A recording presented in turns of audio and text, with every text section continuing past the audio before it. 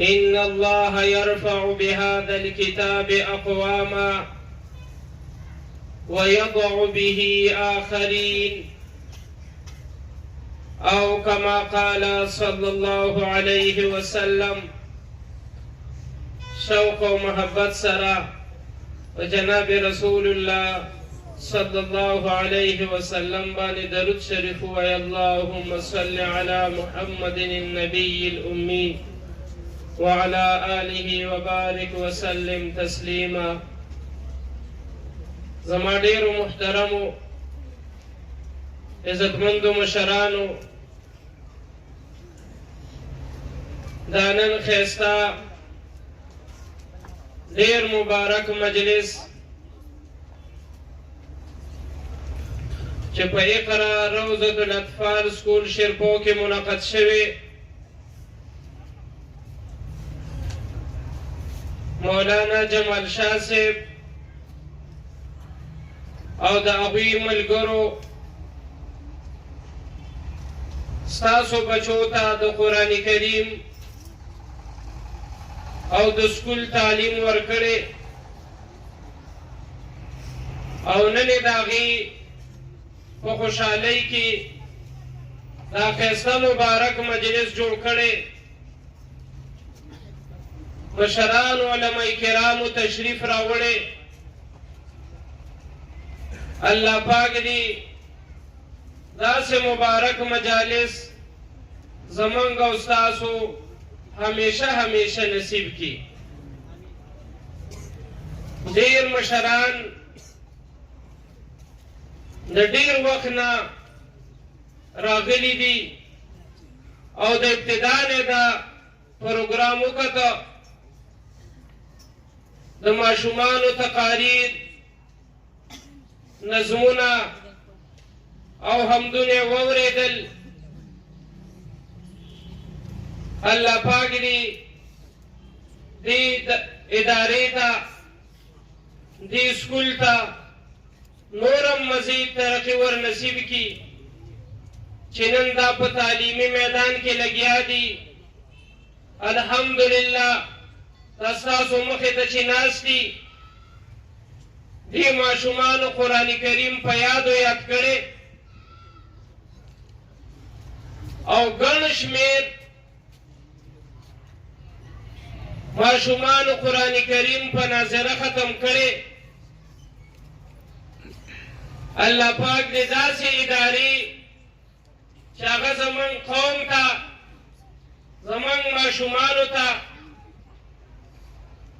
د دین او د دنیا دواړه تعلیم ورکوي، داسې ادارې دې الله پاک زموږ ټول وطن کې قایمې کړي او کمی چې دی الله پاک دې ترقی ور نصیب کی. زما محترمو، دا کم تقسیم چې من کو چې دا دینی علم دی او دا دنیاوی علم دی، دا تقسیم په شریعت کې نشته. دا ټول دینی علوم دي چې څو پورې د شریعت خلاف نه، دا ټول دینی علوم دي. الله پاک چې پیغمبر را لیږي خالص د دین دپاره را لیږي. داود علیه السلام ته الله پاک د زغرې چل ښودلو. په هغه زمانه کې به جنګونه غشي تورې سره کېدل، د هغې نه د بچو ذریعه به ډالو، د اوسپنې کمیز غره به وه، لوارانو به جوړوله. داود علیه السلام ته الله پاک د لوارۍ چل وښوده چې زغره به دې طریقې سره جوړې. او الله پاک خو چې کوم پیغمبر علیه السلام هم را لیږي د دین دپاره را لیږي، او دلته داود علیه السلام ته د لوارۍ چل وښوده. پته ولګېدله چې لواري د وحي علم دی، دینی علم دی، نبوي علم دی، چې نن د هغې جدید شکل جدید ټکنالوژي ده چې هغه وخت کې د اوسپنې هغه څیزونه جوړېدل او نن د اوسپنې نه دا جدید څیزونه جوړېږي. نو کوم خلک چې په دغې کې کوشش کوي دا عین په دین روان دي او دا عبادت دی. نوح علیه السلام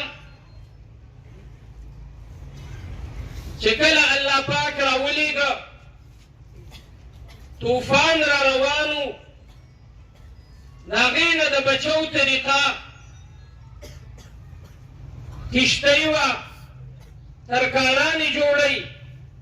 الله پاک خپل پیغمبر نوح علیه السلام ته د ترکاڼۍ چلو ښوده چې کشتۍ په دې طریقې سره جوړې او د دې امتحان نه دې افت نه به په دې طریقه باندې بچ کېږي. پته ولګېدله چې ترکاڼي د وحي علم دی، نبوي علم دی، دینی علم دی. ابراهیم علیه السلام بیت الله شریف جوړو، کمرې عمارتونه کورونه ګلکاران جوړی. الله پاک ابراهیم علیه السلام ته د ګلکارۍ چلو ښوده چې په دې طریقه به ګټه کړي، دومره سایز باندې به دا کمره د بیت الله شریف جوړې او دومره به اوچتې نیغ دیوال به جوړې. او الله پاک خپل پیغمبر ته خالص د دین علم ورکوي او دلته ورته د ګلکارۍ چلو ښوده، پته ولګېدله دا هم دین دی. لہذا هغه ټول فنون، هغه ټول علوم چې کوم ته موږ په خپل ژوند کې محتاج یو او د هغې نه بغیر یو وطن یو قوم زموږ ژوند نه تېرېږي، دا ټول علوم ضروري دي. د دې زده کول عبادت دی او په دې کې چې سړی څومره ځان ستړی کړي دا دې په دې خبرې چې په عبادت کې مې ځان ستړی کړي. که دغه علوم د جناب رسول الله صلی الله علیه وسلم د راوړي شریعت خلاف استعمالیږي بیا خو خود ګناه ده. یو سړی د دین خلاف کوي، که دغه فن زده دی او که زده نه دی دا ګناه کوي. خو فی نفسه دا ټول علوم دا اسلامي علوم دي، دا زده کول او بل ته ښودل دا عبادت دی. یو خو هغه علم دی چې کوم په جناب رسول الله صلی الله علیه وسلم نازل دی، قرآن او سنت، هغه خود د ټولو نه اعلی دی او دغه زموږ غرض دی. موږ دنیا کې الله پاک پیدا کړي دقې لئ او دا څومره علوم چې دي دنیاوي فنون دا ټول دغې له پیدا دي، موږ ټول دغې له پیدا یو. الحمدلله په دې اداره کې د قرآن کریم تعلیم هم په اعلی طریقې سره ورکولی شي او د سکول تعلیم هم په اعلی طریقې سره ورکولی شي. تاسو وکتل چې د کوم ماشومانو ستاسو مخې ته کوم تقریرونه او نظمونه وویل، څومره اعلی طریقې سره په دې ځای باندې د بیان دپاره د دومره وړوکي ماشوم ودرېدل دا ډېر ګران کار دی. دغې دا دومره حوصله پیدا کول او دا بیا دلته راتلل اظهار ما فی ضمیر کول دا ډېر ګران کار دی. یقینا چې دا موږ واورېدل ډېر زیات په دې باندې خوشحاله شو او دا مشران چې کوم راغلي په یو تقریر په یو نظم به دوی داد ورکو. الله پاک دې ټولو ته مزید ترقي ور نصیب کړي. محترمو، یو مور او پلار هم دا نه غواړي چې زما بچی دې ضایع شي. په دنیا کې به چېرته یو مور یا یو پلار داسې نه وي چې هغه دا وایي او دا سوچي چې زما دا وړوکی بچی دا دې ضایع شي، دا دې په ورانه لار روان شي، دا دې ګمراه شي، د ده دې نه دنیا زده شي او نه دین. یو مور هم دا نه غواړي، یو پلار هم دا نه غواړي. هر یو دا کوشش کوي چې زما بچی کامیاب شي. خو هوښیار مور او پلار د ابتدا نه صحیح سوچ وکړي او په صحیح لاین په صحیح لارې روان کړي. او ماشوم چې یو ځل روان شو بیا دا په خپله باندې روان او ترقي کوي.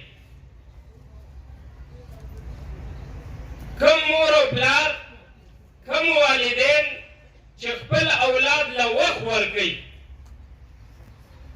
د دې وخت په وخت باندې نگراني کوي، د صحیح مدرس، د صحیح ټیچر، د صحیح ادارې انتخاب وکړي او خپل ماشوم صحیح ماحول ته راولي، هغه ماشوم په خپله الله پاک هغې کې کامیاب کړي. خو چې کوم والدین خپل بچو نه بې پروایي وخت نه ورکوي، په خپله باندې به هغوی په ورانه لار روانېږي. بعض اوقات زمونږ دا سوچي چې زه وله روټۍ جامه وګټم او که زه دوی سره کښېنم. محترمو، یاد ساتئ دغه روټۍ جامه به م ګټي، دغه م ضروري ده، او دوی سره به کښېني دا هم ضروري ده. دوی له به وخت ورکوي دا ضروري ده. دوی چې کوم سبق په سکول کې ویلی دی دا به دې باقاعده اورې، باقاعده به د دې تپوس کې دلته به سکول ته راځي. په میاشت کې چې کوم جایزه رپورټ دوی جوړوي باقاعده هغه به ترې حاصلې چې دې میاشت کې زما ماشوم څه پراګرس، څه ترقي وکړله او که نه دې کمزورتیا طرف ته روان دی. چې کوم والدین دا کار کوي نو بیا اداره م کوشش کوي د هغه ماشومانو م ښه نګراني کوي، الله پاک ماشوم کامیاب کړي. محترمو، زمونږ دې مدرسه کې، دې سکول کې، دې اداره کې چې کله ماشوم داخلي شي، وړوکی ماشوم چې راشي ابتدایي، نو اولنی کلاس هغې ته روزبا وایي. دا 6 میاشتې کلاس وي، په دې کې ماشوم ته یو څو دعاګانې وښیي، الف تا یا دا حروف تهجی ورته وښیي، A to Z 1 نه والا 50 پورې دا بنیادي او څو څیزونه ورته وښیي. بیا د دې نه بعد دویم کلاس چې شروع کېږي هغې ته روزه جیم وایي. په هغې کې د دې نه لږ وړاندې نور څیزونه لیکایي وغیره دا هغه ته شروع شي. او ماشوم په ابتدا کې لفظ یادولی ډېر شي، فطرتي کار دی پیژنګلو کمه کوي او دا چې مخکې رواني نو استادان مستقل دته د یو حرف تمیز کوي دې نه بعد بیا چې کوم کلاس شروع کیږي نرسري قاعده کلاس هغې ته وایي هغې کې دوی ته بیا اقرا قاعده شروع شي او ورسره د هغه کلاس مناسب مضامین شروع شي بیا د دې نه بعد چې کله ماشوم یو کال بعد ون کلاس ته شي محترمو د دې نه بعد بیا دته سکول هم ښي او حفظ ورته شروع کی 11 بجو پورې د دوی حفظي او د هغې نه بعد انګلیش میتھس ساینس اردو اسلامیات دا کتابونه دوی ته ښودلی کېږي څه ټایم دا حفظ له ورکي او څه ټایم دغه سکول مضامینو له ورکي او دا لازمي خبره ده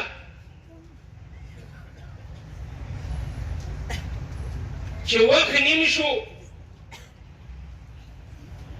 نیم وخت په حفظ باندې ولګید او نیم په سکول باندې نو ماشوم د دې دوران کې پوره توجه چې څنګه په حفظي دغه شان په سکول مضامینو باندې می بیا په دې کې بعضې ماشومان هغه کمزوري ځکه هر ماشوم حفظ نشي کولی یا بعضې والدین دا وایي چې زما دا ماشوم قرآن کریم په ناظره زده کړي او څو منتخب صورتونه یاد کړي د دې نه بعد زه په ده باندې صرف سکول ویم نو د اول نه واله تر نهم جماعته پورې موږ سره مستقل د سکول انتظام دی بیا په هغه ماشوم باندې موږ حفظ نه کوو صرف هغه ته سکول ښیو ناظره دعاګانې څو صورتونه دا هغه ته موږ وریاد کو او مستقل د هغه کار د حفظي کوم ماشوم کې چې صلاحیت د حفظ کولو یا د والدینو ډېر زیات شوق چې خامخا د حفظ وکړي نو د اول نه واله عام طور پنځمه پورې یو متوسط ماشوم الله پاک حافظ قرآن جوړوي زمونږ دې ترتیب کې کله یو ماشوم د دې نه مخکې م حفظ وکړي کله لږ وروستو شي خو عام ترتیب دغه دی بیا نیم وخت هغه حفظ کوي او نیم وخت د سکول سبق وی او چې کوم حفظ نشي کولی کمزوري زمونږ خپل هم دا شوقي او خپل هم دا سوچي چې دغه ماشوم ته مونږ بیا د سکول پوره تعلیم ورکو الحمدلله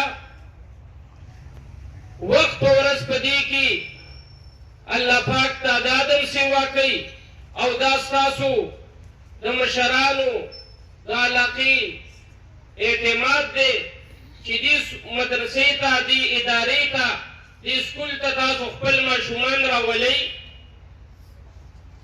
او دا تاسو ولیدل چې ستاسو مخکې دا دوی تقریرونه وکړل او اوس به انشاءالله دستاربندي کېږي چې کوم ماشومانو حفظ کړی دی دوی به راځي او دا علماء کرام به د هغوی په سر باندې